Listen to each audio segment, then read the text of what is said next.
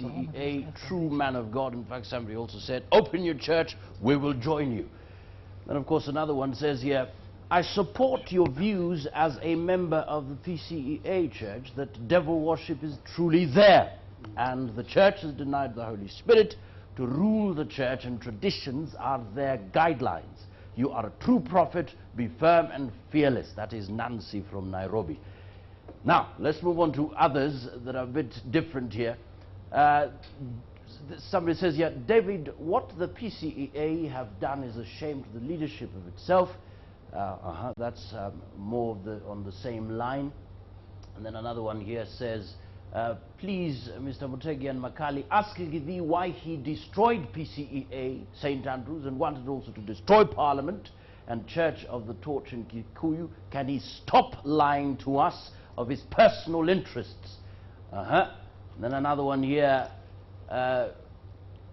This is more of a concern here. Hi, Bwana Makali, thanks for bringing Reverend Githii. I don't want this to be aired. Reverend Githii is a grandfather to my cousin, his son, and of course very personal names there mentioned, basically saying this is a family matter. And then another one here. This is Kimani from Kiambu, says, tell Githii to stop lying that color he is wearing has no meaning once one has been deflocked, and furthermore, is this the time the blanket which he has covered himself with for over 30 years has bed bugs when you are retiring? Shame, shame. And perhaps a final one here. I support the guest David Githii. He is speaking the truth and nothing but the truth. We support him. Our church is Luciferian, period. What? God bless him as he finds Makazi, I think, you know, we need to keep Reverend Githii here for a whole day, seeing what flood of responses are coming in. You know, apparently there is a lot of support for what you're saying.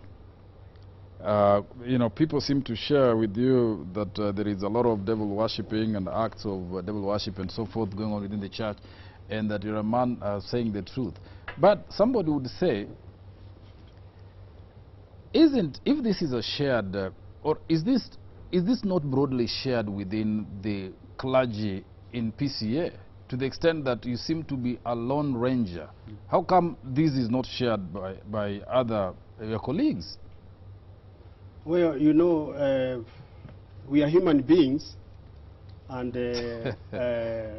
people are looking for the daily bread as much as they are preaching.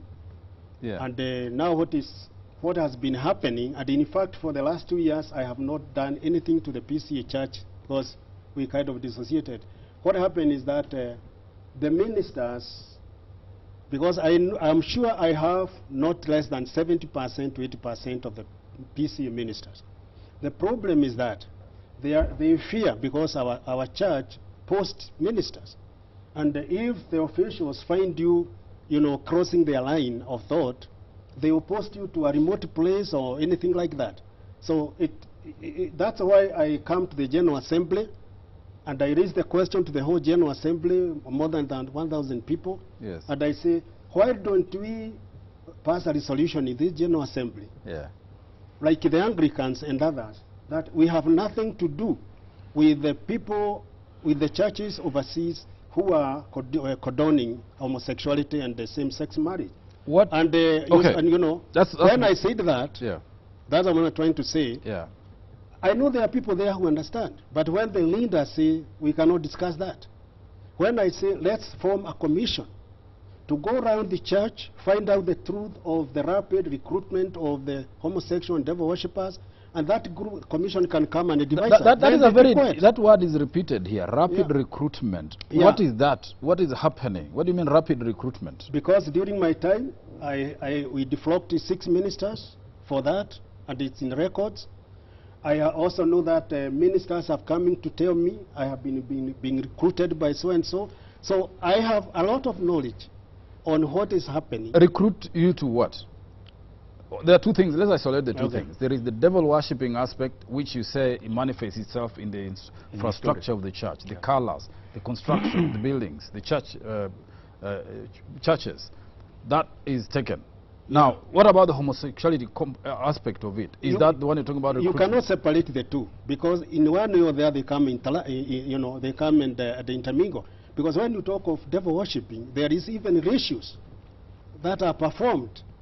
So the symbols are different. They are quiet. They are dedicated. They have their. But when you come to devil worshipping, it's even there are even sacrifices and other things that are done. Where I say that there is do you have evidence of that? When you say there are sacrifices, see, that cannot just be a statement made. There must have been incidents reported to you or cases you've handled of actual homosexuality or actual sacrifices. Yeah, because I know when I say that there is homosexuality, yeah, and there is devil worshipping, there are things you cannot drift away from the truth, because these two things, in one way, they go hand in hand. But he was asking whether you have evidence. Hmm? He was asking whether you have evidence. You said you have evidence. What is it? Well, let me give another example of a gospel singer who was invited by a group of PCA ministers somewhere at Jabini. Yeah. And when he went there because they said they had a kesha. So when he arrived there, and when it came to a bit of evening and all of them were there, they started now introducing themselves, and one would say, I'm so-and-so, and I have a wife, whatever, and the person who is my partner in this fellowship, they would call it fellowship, is this one, and can wake up and also introduce himself. Yes. Before the man knows it, because that ended, these people are now started kissing one another, kissing one another, and the boy had to run away. And so when he came to tell me the story, because there were other things now to be carried during the, at night, when he came and told me the story, I asked him, did you by chance have a telephone number of any of them? He told me, yeah, I had one. So I told him, you call that person and put the phone on volume, and tell him that you are so much interested in that recruitment. Right. And so he called. And the man said, I know the pastor when, I know the pastor. Okay. And so he said, why did you escape? He said, I went because I found myself odd, I didn't have a partner. And this is I'm calling so that you can pave the way for me for recruitment. And so I was listening with my ears, and he was told how he's been recruited. Okay. And then because the current office were already in office, I was handing over. I called that pastor, and then I sat him there, and Kadanji was there, and the Secretary General. Yes. And we narrated the story, and he could not speak. He was all shivering and vibrating. So when we tried to say that there is no devil worshipping, and these were not 10 pastors of PCA, it were more than pastors. They had a kesha. Okay. What constitutes devil worshipping in your view? Hmm? What constitutes devil worshipping? Well, one thing is that... because it's one thing to have symbols, churches constructed with colors and symbols that are associated with the devil. But the act of worshipping the devil in the PCA, what manifestations have you come across? These are the ones I'm now trying to because explain. That's the question. I mean, somebody, you're a scholar, you're a you're a very well researched pastor. So one would want you to define what constitutes devil worshipping. Well, I would also say that there is an influence coming from overseas, and it's really targeting this church. In the year 2004, I went to America to represent PCA Church in a General Assembly of the Presbyterian Church in America. Yeah. And when I got there, the officials called me apart and told me, David, we have sacrificed a lot to airlift you here, and we have all these promises we are going to give you, the pocket money and greeting and so on. Yes. But then, to reciprocate this, we would like you to help us to support this agenda we have, which is the ordination of homosexuals and same-sex marriage. And I told them, no, I believe in the totality of the scriptures. Yes. And the next thing I found is that when I went for my dinner in the evening, the waiter brought me the bill. And I said, no, I'm a guest of the PCA. He said, no, we have been instructed for you to pay your food. Yeah. And so the following day we had what they call ecumenical breakfast, where all the people from the rest of the world come, and And they are now, at the end of the meal, we were told, now this is how you people you are going to participate. And the following people will go for pocket money, the following people will give greetings, and my names have been removed from every aspect. You were not cooperative. Yeah, I was not cooperative. And then you see, because I want to finish there, Yeah. I asked this lady, because she was a black American lady, what happened that I have this letter, and I took out the letter. What happened that I have this letter tabulating that, all these things? She told me, David, things changed from yesterday. Yeah. But what surprised me now, coming back to to PCA, is things had leaked there because even the media there interviewed me. And there were other magazines that were written and sent to the churches, indicating how a leader from Africa has been frustrated by that General Assembly, only to come here and find the leaders, some who have already turned and others who are active and they are liberals. They now came upon me saying that I did not support the American church, and so I jeopardized the funding from America. And in fact, it is from that point now, they started even moving a vote of confidence in me because I was kind of frustrating the funding. So not only that we have these things here, but also the churches overseas. They are giving a lot of money in many ways to boost homosexuality and other things, because already in America, in the Presbyterian Church in America, many churches have left that church and they are forming their denomination. Okay, let's say so that's what I'm saying. Yeah, you seem to have quite an experience. If I can come back from there and come here and be frustrated, I'm frustrated there. I come in my church, I'm frustrated. So it's because of the support, the devil worshipping we have in the PCA church and the homosexuality. Is it true that when you went to Sigona, they took you to court, a church? Yeah, I was taken to court. Under what circumstances? Well, what happened is that I was preaching on a Good Friday, and I asked the congregation, I have always wondered whether you have some conscience accusing you on stepping on the crosses, because at Sigona, there is a cross at the entrance, there is another one, there is another one, and where the people, stand for baptism or anything, they are always standing on the cross. And there is another one there which is in a shape of coffin, one coin coming down. And so when I point to them, the next thing I found myself, I was taken to court Remuru. And when I asked, I was told, when the people brought me the court order, I asked, what's wrong? You have interfered with the church building. And it's after that when the case ended, and it became positive for me. Now they said that if he remains here, he's going to remove them. So what I found is another pastor brought in, and I was never posted anywhere. I remained at home for a full year, 2011, struggling at home, just because these symbols are to be defended, and they are still there. What's wrong with the cross? What's wrong with the cross on the floor? I have explained that these are not just signs. No. Yeah, they have occultic influence in them. Okay. Otherwise, why would somebody be taken to court? There is because of that. Okay, of course, there is a lot of support for what you're saying. People saying. Others disagree with you. They think you are suffering from delusion. Others say that it's true what you are saying. Please, but more importantly, is somebody asking that is this the reason why? Of course, the PCA church has had quite a few accidents. So somebody is asking, is this why every year members of the PCA church die in road accidents? Is this a sacrifice? Questions like those. He said actually that in the interview with the Nairobi. Right. You associated the accidents in PCA with devil worshiping. Yeah. And the church is saying, look, there are many accidents in this country. They are not involved on the PCA people. Well, when something becomes too common, more than necessary, people will always ask questions as why not the Anglican church, which is bigger than the PCA? Why not the Pentecostal church, all other churches? Why in particular this? And this is why I wrote an article, a lengthy article, And I did post it in the website, www.revdavidgithii.me.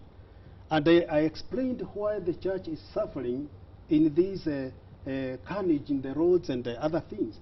And I have explained it. I have no doubt that it's because the PCA church has left the umbrella of God, and they have gone astray, worshipping idols and other things. The church has been put under the curse and judgment of God. This is what Jonah chapter 2 verse 8 says. Okay. Some that people associate if people worship the worthless idols, they forfeit the blessings that could be theirs. And when you forfeit blessings, then what you get is a curse. Yeah. Isn't it in the Bible also that people who are holy and good, like Job, suffer? Yeah, they suffered. So suffering they suffered with a reason. They suffered with a reason. But we are talking of Israel, the chosen race of God. At the end, because they drifted and they worshipped idols, finally they had to go to exile. Yeah. Because God says in Isaiah chapter 42 verse 8 that he cannot share his glory or praise with any other God. There are those who, listening to you, Reverend, will say that you're on a mission to destroy the church, that these are isolated incidents. Yeah. And someone would like to know, I mean, and listening to you, are the things you're describing applicable to the whole church? Or is just, you know, every institution has got rotten apples, and this could be some of them. In fact, somebody says, is it not true that all ministers who are homosexuals were defrocked? Is it true that they were defrocked because the PCA does not condone homosexuality? They were defrocked because there were people like me who are getting to us. Since I came out, none has been defrocked, and they keep on breeding in the church. You had 2 accidents yourself when you were moderator. I had an accident? Yes. No. They say you had accidents in somebody in fact, they're saying you had 2 accidents. No. What happened, you know, that was something fake, because what happened, when I was being elected the second round for the Moderator of General Assembly, and some people saw that I'm really going to get in. So what they did, that the day for election, at exactly 10, because all presbyteries had to meet their own stations at different locations. So they text a message to all people that we want to inform you that the moderator, David Githii, has been involved in a fatal accident and he's in a coma. If they are referring, and in fact it took another 4 elections because of that. Yes. Because we had to go for the first one, then we had a runoff, then we had another meeting, then we had the General Assembly where they say they are going to make another candidate. You are categorically saying when you were moderator, there was never any accident. I have never had an accident when I was the moderator of General Assembly. So, what would you be telling members of the PCA? You have left the church, but what would you tell members of the PCA who are still adherents of that including myself denomination, including Muteginja, who is in the communications board, committee, the chairman of the board of communication? Yes. What would you be telling them now? Well, I would tell the members of the PCA to stand the times, and also to pray for the church, because prayer is very important. It changes things. But also to be aware, because we might be in a jet like the one that plunged in the ocean and it was never found. And so we have to be very careful the kind of institution, the kind of ship, the kind of aircraft we are in, and we have to pray about it. And okay. So finally, I have no problem with that. You ran for governor. Yeah. They were saying there are people who think that you are frustrated because you lost, and you thought the PCA membership would support you. No, I was not running to be supported by any church. When you stand for any political position, you talk to everybody. So I cannot talk to PCA people because I belong to PCA people. Cannot give me enough votes. So I just asked for votes from everybody. In any case, I knew that I didn't have money for this. I knew that it needs money. Yeah. But I have also been saying, and especially once the moderator, and I have also written the book exposing the Congolese satanic forces over Kenya. Yeah. And I have explained, I had always explained that until we get God-fearing people in these political positions, yes, we are going to suffer. through this corruption will never end, and all these others ills in the country. So I thought would be a good opportunity, because the church has given me a premature retirement, because after the General Assembly, the one I said the two things, then it happened that the General Assembly ended on 21st. At the 29th, I got the letter to retire prematurely. I say prematurely because even in disregard of the 65 years, the history of the church, PCEA church, is that the past moderator does not retire. You go even to 70s, some have even gone to 80s, because you are seen as a church archive, a consultant, and an advisor. Right. And so when they tell me to retire just because I voiced these things, the argument is that they have invited you to go and talk to them, you refused. No, they have never invited me, because what happened is that they wrote me a letter, and I was not in the country. I came at the end of January. And when you came? And when the time had already expired, because they had a specific time they were calling me for a meeting in the head office. Yes. And by the time I came, it had expired. This is why now they had to write another one. Yes. Calling me for yesterday's meeting. But I could not go because I was not a member of the PCEA church and already written a letter of resignation. So I could not go to that meeting. Finally, yeah. What next for Reverend David Githii? Are you going to set up a church, or are you going to, how are you going to carry on the ministry, or have you resigned retired?